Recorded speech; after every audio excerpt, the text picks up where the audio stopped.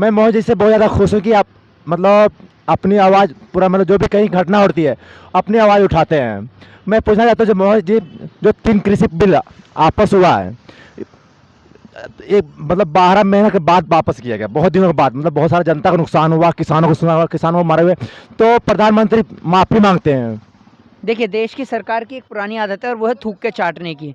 हमारे देश की सरकार पहले किसानों को पिटवाती है, 1 साल तक सड़क पे बिठवाती है, उनका लाखों रुपए का नुकसान करवाती है और उसके बाद एक दिन ऐसा आता है कि जब उत्तर प्रदेश का चुनाव और अन्य राज्यों का चुनाव नज़दीक आता है, तो हमारे देश की सरकार एक चुनावी स्टंट अपनाती है और उसके तहत वो इन तीनों कृषि काले कानूनों को वापस लेती है। तो ये हमारे सरकार की पुरानी आदत है थूक के चाटने की। हमारे देश की सरकार पहले किसानों के ऊपर कभी करनाल में लाठीचार्ज करवाती है, जब दिल्ली में घुसते हैं तो वाटर कैनन से पानी छुड़वाती है, आंसू गैस के गोले दगवाती है और कभी वो उनके ऊपर लखीमपुर खीरी में गाड़ी चलवाती है। जो किसान जो लोगों का पेट भरने का काम करता है कश्मीर से कन्याकुमारी तक, उसे लड़वाने का काम हमारे देश की सरकार करती है। मोहित जी, इतने सारा नुकसान हुआ जनता, क्योंकि वीडियो सारे लोग देखेंगे, सारे लोग देखेंगे, पब्लिक मतलब जनता देखेगी। बहुत चीज़, इतने सारा नुकसान होने के बावजूद भी प्रधानमंत्री को सजा कायम है। प्रधानमंत्री मतलब माफ़ी मांग रहा हूँ मैं, इसका सजा तो होना चाहिए ना मोहित जी। देखिए, माफ़ी सभी चीज़ों का समाधान नहीं है, मैं आपको बता दूँ सीधे तौर पे। अब माफ़ी अगर इतने सारे अपराधी जेल के अंदर बंद हैं, अब अगर वो सभी माफ़ी माँग लें, तो वो अपराधी ये थोड़ी है कि वो अपराध मुक्त हो जाएँगे। बलात्कारी कुलदीप सिंह सेंगर अगर माफ़ी माँग ले, तो ये थोड़ी है कि वो बलात्कारी नहीं कहलाएगा। वो जो बेटी जिसके साथ बलात्कार हुआ, वो ज़िंदा हो जाएगी, वो ठीक हो जाएगी, नहीं, ऐसा नहीं है। तो माफ़ी सभी चीज़ों का समाधान नहीं है। अभी अगर मैं आपके या किसी एक अन्य व्यक्ति के एक चाँटा मार दूँ गाल पे और उसके बाद मैं माफ़ी माँग लूँ, तो ये थोड़ी है कि भाई माफ़ी माँगने से सभी समस्या का समाधान हो जाएगा। माफ़ी समाधान नहीं है। आपको जो जिनकी वजह से देश के 650 से ज़्यादा किसान भाई शहीद हुए हैं, उनको सज़ा होनी चाहिए।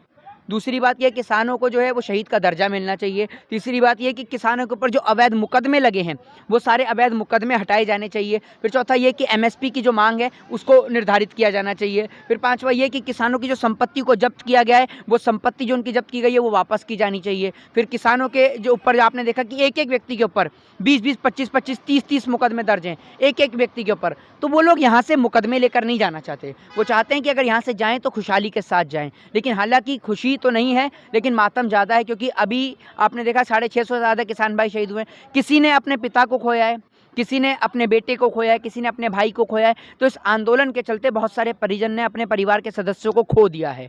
तो पाया किसान ने कुछ नहीं है, लेकिन खोया बहुत कुछ है। मोहित जी, जो वीडियो देख रहे हैं जनता को देखेगी, जो एमएसपी जो आपस हो गई है, आप भी बताते हैं, जो जो किसान लोग, जो गन्ना हुआ, गेहूँ हुआ, जो चावल हुआ, जो धान हुआ, जो जहाँ पर मतलब जो सरकारी गोदाम है ना, सही से मतलब किसानों घंटों घंटों खड़ा रहती है, तब तक उसका माल नहीं बिकता है, माल मतलब नुकसान हो जाता है। जो अधिकारी बैठता है वो सही से काम नहीं करता है, उसका मतलब क्या करना चाहते हैं? देखिए, हमारे देश के अंदर जो घूसखोर लोग हैं ना, उनको भारतीय जनता पार्टी की पनाह है। भारतीय जनता पार्टी चाहती है कि इस देश के अंदर जितने भी बड़े-बड़े उद्योगपति हैं, उनके हाथ में सारे का सारा व्यापार थमा दिया जाए। एजुकेशन से लेकर, हेल्थ से लेकर और एग्रीकल्चर तक सारा कुछ उनके हाथ में थमा दिया जाए और सब कुछ ख़त्म कर दिया जाए। ये हमारे देश की सरकार चाहती है। लेकिन हमारे देश के अंदर के लोग, मुझे लगता है कि वो अब देश के किसान का शोषण नहीं होने देंगे। आपने जिस तरीके से कल देखा कि किस तरीके से सदन के अंदर लोकतंत्र की धज्जियाँ उड़ती हैं, मुझे नहीं लगता कि भारत एक डेमोक्रेटिक कंट्री है। लोकतंत्र धज्जियां उड़ती है, मतलब नेताओं का धज्जियां नहीं उड़ रही है, जनता का पैसा उड़ रही है, जनता का बर्बादियां हो रही है, तो इसमें 12 जो सांसद जो निलंबित किए गए हैं, आपने देखा सदन के अंदर। अगर सांसद होता कौन है? जो जनता जिसको चुन के मेंबर ऑफ पार्लियामेंट में भेजती है, वो सांसद कहलाता है। अब सांसद जब अपनी आवाज़ को रखे, जनता की आवाज़ को रखे, तो उसको क्या किया जाता है कि भाई इसने संसद के नियम का उल्लंघन किया है, उसको संसद से बाहर कर दिया जाता है। 12 सांसद निलंबित किए गए हैं। हमारे देश के अंदर अगर कोई भी सांसद अगर सदन में खड़े होकर आवाज़ उठाए, तो उसको निलंबित कर दिया जाता है। हमारे देश की सरकार सीधा बोल दे ना कि भाई मोदी सरकार के विरोध में बोलना एक कानूनन अपराध है,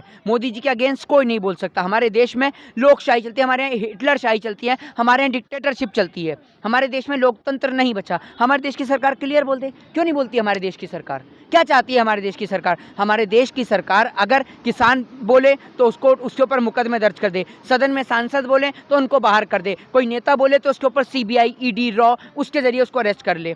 अगर कोई यूट्यूब के जरिए, ठीक है, सोशल मीडिया के माध्यम से, फेसबुक पे, ट्विटर पे, इंस्टा पे, तमाम जगह पे वो बैन कर देती है। आए दिन मेरा ट्विटर हैंडल सस्पेंड कर दिया जाता है, आए दिन हमारे घर पे नोटिस आ जाते हैं, कभी पुलिस के द्वारा अरेस्ट कर लिया जाता है। भाई ये हमारा देश है। आज हमें अपने देश पे बैठने के लिए सरकार से परमिशन लेनी पड़ती है कि हम यहाँ बैठ के धरना दें या नहीं दें। ये हमारा देश है, ये हमारी ज़मीन है, आप इस पे हमें धरना देने से रोकते हैं। आप सरकार के खिलाफ अगर कोई आवाज़ उठाए तो आप उसको कहते हैं कि हम हिंदू नहीं हैं। आज हम सरकार के अगेंस्ट बोलते हैं तो लोग कहते हैं कि आप हिंदू नहीं हैं। अरे भैया, जो मोदी और योगी को सपोर्ट करता है वही हिंदू है क्या, और कोई हिंदू नहीं है? तो देश के लोगों से निवेदन है कि देश के लोगों को जागना चाहिए और ऐसी सरकार के खिलाफ आवाज़ उठाना चाहिए। जय हिंद। एक मिनट महेश, एक मिनट।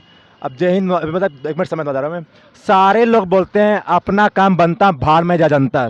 आपने अब बहुत सारे पब्लिक, अब मतलब छोटे से बड़ा, छोटे से उम्र में बड़े हैं, अभी तो बड़े हैं, सारे लोग पब्लिक बोलते हैं, सारे लोग जनता को मार रही है। जनता को नहीं मार रही है, मतलब अपने आप मार रही है। इस पर क्या बोलना चाहते हैं आप? देखिए, ये हमारे देश के अंदर जो नरेंद्र मोदी जी की सरकार है, वो जब से सत्ता में आई है, वो देश के लोगों को मारने का ही काम कर रही है, चाहे वो किसी भी तरीके से हो। अभी आपने देखा कि हमारे देश के अंदर इतनी बड़ी महामारी के चलते आप ये देखिए कि हमारे देश के प्रधानमंत्री व्यस्त रहते हैं, कभी बिहार चुनाव तो कभी बंगाल चुनाव में, उन्हें कोई फ़र्क नहीं पड़ता जनता मरे या जिए, वो सिर्फ कुर्सी प्रेमी नरेंद्र मोदी हैं और उनको अपनी कुर्सी से प्रेम है। जय हिंद, जय भारत, वंदे।